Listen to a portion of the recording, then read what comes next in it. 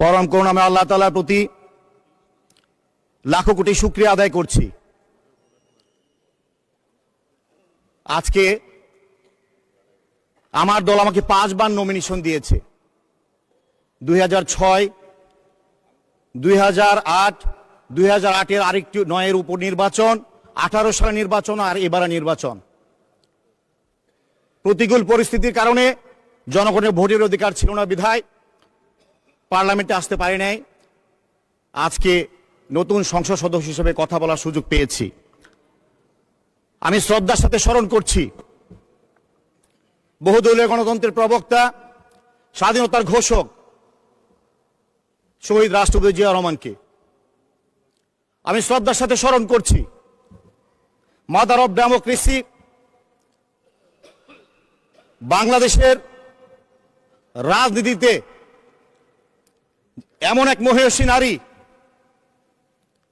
যার অকৃত্রিম দেশপ্রেম, ত্যাগ, আপসহীনতায় এক অনুন্নত উচ্চ মাত্রায় উনি আসীন হয়ে আছেন। আজকে সেই মা আমাদের কাছে নেই, আমরা সন্তানরা পার্লামেন্টে এসেছি, কিন্তু এই পার্লামেন্টে আসার পিছনে তার যে অবদান, যে ত্যাগ, আজকে আমরা শ্রদ্ধার সাথে স্মরণ করি। আল্লাহ ওনাকে জান্নাতবাসী করুক। আমি শ্রদ্ধার সাথে স্মরণ করছি মহান স্বাধীনতা যুদ্ধের সকল শহীদ, 90-এর গণ অভ্যুত্থান সহ 17 বছর সহ 24-এর গণ অভ্যুত্থানের সকল শহীদদেরকে শ্রদ্ধার সাথে স্মরণ করছি। আমি শ্রদ্ধার সাথে স্মরণ করছি আমার নির্বাচনী এলাকার গত 17 বছর 24 অভ্যুত্থানের আন্দোলনে ছাত্র দলের রেফায়েত, কৃষক দলের বিল্লাল, পৌর বিএনপি সদস্য আশিক, যুব দলের সদস্য হাসান আলী সহ জাতীয় পর্যায়ের সকল শহীদদের কথা আমি স্মরণ করছি। আমি আজকে কৃতজ্ঞতার সহিত আমি মাননীয় প্রধানমন্ত্রী এখানে উপস্থিত আছেন, সংসদ নেতা, ওনার প্রতি শ্রদ্ধা জানাই, সম্মান জানাই। আজকে আমার এই শরীফুল আলমের তৈরি মাননীয় প্রধানমন্ত্রীর হাতে। আজকে আমার মতো অসংখ্য শরীফুল আলমকে তৈরি করেছেন, আজকে ওনাকে ধন্যবাদ জানাই। এই পার্লামেন্টে আসার জন্য উনি আমাকে মনোনয়ন দিয়েছেন, আজকে সেই কারণে এখানে এসে কথা বলতে পারছি।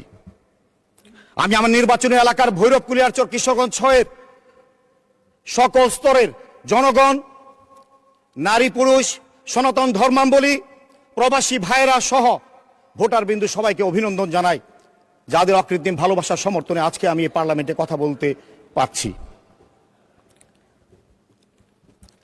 মাননীয় স্পিকার, আজকে আমি একজন নবীন সদস্য হিসেবে কথা বলছি।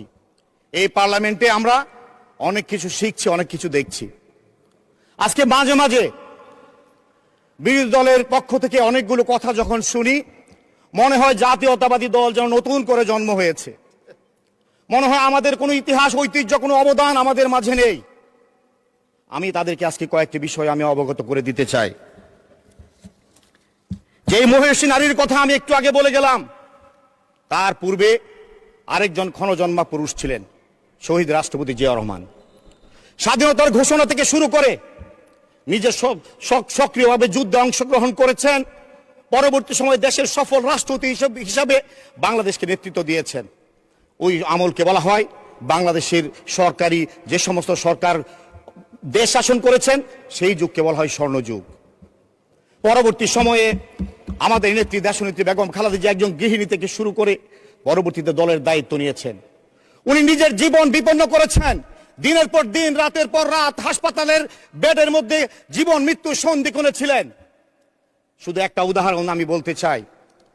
এক সময় আমরা লক্ষ্য করলাম মাননীয় প্রধানমন্ত্রীকে কোর্টে নেওয়া হতো, ওনার দুটি সন্তানকে, একজনকে স্ট্রেচারে করে, একজনকে হুইল চেয়ারে করে এই কোর্টে নেওয়া হতো। ওনাকে ইমোশনালি ব্ল্যাকমেল করার জন্য চেষ্টা করা হতো, যাতে ওই সময় যারা ছিল অনেকে বিভিন্ন প্রস্তাবনা দিয়েছেন, অনেকভাবে বেগম খালেদা জিয়াকে মেন্টালি একটু ডিপ্রেস করার জন্য চেষ্টা করেছেন। বেগম খালেদা জিয়া এক কথাই ছিলেন, আমি এদেশের জনগণের পক্ষে, আমার দুটি সন্তানের যদি কিছু হয়ে যায় তবে লক্ষ কোটি সন্তানকে ছেড়ে আমি বাংলাদেশ থেকে কোথাও যাব না, বিদেশে আমার বন্ধু আছে প্রভু নেই, এই কথা দ্ব্যর্থহীন ভাষায় বেগম খালেদা জিয়া বলেছিলেন। আজকে সেই নেত্রী কর্মী আমরা। আজকে আমাদেরকে বলেন যদি বিএনপি ক্ষমতার জন্য লালায়িত হতো তাহলে বেগম খালেদা জিয়াকে দিনের পর দিন রাতের পর রাত এই অন্ধকার প্রকোষ্ঠে নাজিমুদ্দিনের ওই পরিত্যক্ত কারাগারে তাকে জীবনযাপন করতে হতো না। যদি খালেদা জিয়া উনি ক্ষমতার চিন্তা করতেন, আজকে তার ছোট সন্তান আরাফাত রহমান কোকো মালয়েশিয়াতে বিনা চিকিৎসা মৃত্যুবরণ করতে হতো না। আজকে যদি উনি ক্ষমতার চিন্তা করতেন, তারেক রহমান আজকে মাননীয় প্রধানমন্ত্রীকে মেরুদণ্ডের হাড় ভাঙতে হয় না। 17 বছর একটি টেবিল, একটি চেয়ার, একটি কম্পিউটারে বসে দেশকে নিয়ে যে স্বপ্ন বিনির্মাণ করেছেন আর আমাদেরকে নেতৃত্ব দিয়েছেন, সেই পরবাসীর জীবন ভোগ করতে হতো না। আজকে যদি আমরা ক্ষমতার চিন্তা করতাম, আজকে ইলিয়াস আলী চৌধুরী সহ হাজার হাজার নেতাবর্গী গুম হতো না। আজকে আমাদের অসংখ্য সহকর্মী সহযোদ্ধাকে আমরা হারাতাম না। 1,35,000 মামলা, 50 লক্ষ আসামি, তারপরে হিমালয়ের পাহাড়ের মতো জাতীয় দলের নেতা কর্মীরা রাজপথে দাঁড়িয়ে থেকে ওই ফ্যাসিস্টকে মোকাবেলা করেছে। সেই দল হলো আমরা। আমরা ক্ষমতায় লালায়িত নয়, বুকের মধ্যে চেপে রেখেছি। বেগম খালেদা জিয়াকে এক কাপড়ে তার স্বামীর স্মৃতিমণ্ডিত 29 নম্বর মঞ্জুর রুট থেকে বের করে দিয়েছে। আমরা সেই কষ্ট বুকের মধ্যে চেপে রেখেছি। আমরা চেপে রেখেছি আমাদের নেতাকে মিথ্যা মামলায় দিয়ে 5 বছরের জেলকে 10 বছরে অন্যায়ভাবে ওই গণভবনে করিডোরে বসে রায় লিখেছে, সেই কষ্ট বুকের মধ্যে চেপে রেখেছি। দলের চেয়ারম্যান থেকে মহাসচিব থেকে সর্বোচ্চ পদের নেতা কর্মীদেরকে একের পর এক মামলা দিয়েছেন, গুম করেছেন। বিরোধী দলের নেতারাও আপনারা আয়নাগরের শিকার হয়েছেন, অনেক কিছুর শিকার হয়েছেন, আমাদের নেতা কর্মীরা শিকার হয়েছেন। আমরা এত কিছু মোকাবেলা করে পাহাড়ের মতো আমরা অন্যায়ের প্রতিবাদ করেছি। অতএব আজকে বলতে চাই, নতুন প্রজন্ম হিসেবে আর ভেদাভেদ নয়। ইতিহাস কাউকে ক্ষমা করে না। যতই কথা বলেন, ওই ইতিহাসের যে জায়গায় আপনারা নিন্দনীয় কাজ করেছেন, এটি ইতিহাসে লেখা থাকবে। চিল্লাচিল্লি করলে সেটা বন্ধ হবে না। আজকে তাই আমরা অতীতকে ধারণ করে চলতে চাই না। অব্যাহত রাখুন, 3 মিনিট সময় বাড়ানো হলো। অব্যাহত রাখুন 3 মিনিট। মাননীয় স্পিকার, আপনি 3 মিনিট আমার বাড়ানো হয়ে গেছে, 3 মিনিট বাড়িয়েছেন, পারলে আর একটু খেয়াল রাখবেন। তাই আজকে যেটা বলতে চাই, আমরা সেই ইতিহাসের জায়গায় থাকতে চাই।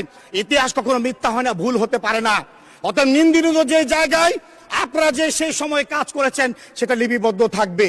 আর ইতিহাসের পাতায় স্বর্ণাক্ষরে করে লেখা থাকবে মুক্তিযুদ্ধের ইতিহাস। অতএব 24কে আমরা অস্বীকার করি না, কোনোভাবে 24 আর 71 এক হতে পারে না। তাই আজকে আমরা এই প্রজন্ম একথা শুধু বলতে চাই, আসুন মাননীয় প্রধানমন্ত্রী যেভাবে দেশকে নেতৃত্ব দিচ্ছেন, যেমনি ভাবে 17 বছর আন্দোলন সংগ্রামে নেতৃত্ব দিয়েছেন, আজকে আমি বলতে চাই ভেদাভেদ নয়। আপনারা যখন যে ফ্লোর চাচ্ছেন, যখন যেভাবে আপনারা সময় চাচ্ছেন, স্পিকার এই হাউস আপনাদেরকে অ্যাড্রেস করছে। অতএব আমরা সবাই মিলে সামনের দিকে এগোতে চাই। আপনারা যান নিয়ে কথা বলতে চেয়েছেন, মাননীয় প্রধানমন্ত্রী পারতেন আপনাদেরকে 3 জন, আমাদেরকে 7 জন দিতে, কিন্তু সেটা করেন না, সমভাবে আপনাদেরকে দিয়েছেন। আপনারা কথা বলতে চেয়েছেন বিভিন্ন ইস্যুতে, সেভাবে আপনাদেরকে অ্যাড্রেস করছি। অতএব আজকে আপনাদেরকে বলতে চাই, আমরা আমাদের এই পার্লামেন্ট প্রতিদিনের হাউসের অধিবেশন লক্ষ কোটি মানুষ দেখে। আমরা এখানে এমন একটা কালচার তৈরি করতে চাই, মাননীয় প্রধানমন্ত্রীর নেতৃত্বে সমালোচনা হবে, অবশ্যই কাজের সমালোচনা হবে, কিন্তু আমরা যেন সঠিক কথাটা বলি।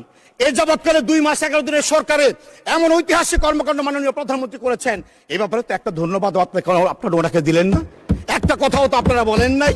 অতএব সত্যটাকে সত্য, সাদাকে সাদা বলার চেষ্টা করবেন। মাননীয় স্পিকার, আমি আমার নির্বাচনী এলাকার 2-1 কথা বলতে চাই, সময় খুব কম। আমি যে নির্বাচনী এলাকা থেকে নির্বাচিত হয়েছি, আমি প্রায় 1.5 লক্ষ ভোটের ব্যবধানে নির্বাচিত হয়েছি। কিশোরগঞ্জ যত বড় নেতা অত বড় গাতা, একটা কথা আছে কিশোরগঞ্জে। এখানে ধারাবাহিকভাবে রাষ্ট্রপতির জেলা, সৈয়দ নজরুল ইসলাম সাহেব রাষ্ট্রপতি ছিলেন, জিল্লুর রহমান সাহেব রাষ্ট্রপতি ছিলেন, হামিদ সাহেব রাষ্ট্রপতি ছিলেন, এলজিআর মন্ত্রী ছিলেন, মহাসচিব ছিলেন একটা বিশেষ দলের, এখানে সেনা প্রধান, আইজিপি সহ অনেক বড় বড় নেতা ছিলেন। এই প্রতিকূল অবস্থা আমরা চ্যালেঞ্জ করে রাজনীতি করেছি। মাননীয় প্রধানমন্ত্রী, আপনি সব কিছু জানেন। আজকে আমি বলতে চাই, আমার নির্বাচনী এলাকার জনগণের, বিশেষ করে ভৈরব একটি শিল্প এলাকা, নদী বন্দর, এই এলাকায় শহরটা মেঘনা নদীর পারে, এই শহরটা ভাঙনের মুখে। মাননীয় স্পিকার, আমাকে আরেকটু বাড়িয়ে দিবেন, এলাকার কথা না বলে জনগণ কষ্ট পাবে। এই মেঘনা নদীর পারে আমার এই ভৈরবটা অবস্থিত। এই ভৈরব শহর রক্ষা বাঁধ, রিটার্নিং ওয়াল সহ শহর রক্ষা বাঁধের খুব দরকার, না হলে এই শহরটা রক্ষা করা যাবে না। এলএসডি গোডাউন, পদ্মা মেঘনা যমুনার তেলের ডিপো, 200 থেকে 250 বিভিন্ন পেঁয়াজ রসুন মরিচের আড়তের ব্যবসা, হবিগঞ্জ, নরসিংদী, ব্রাহ্মণবাড়িয়া, কিশোরগঞ্জ সহ 3টা বিভাগের মোহনা। ধন্যবাদ মাননীয়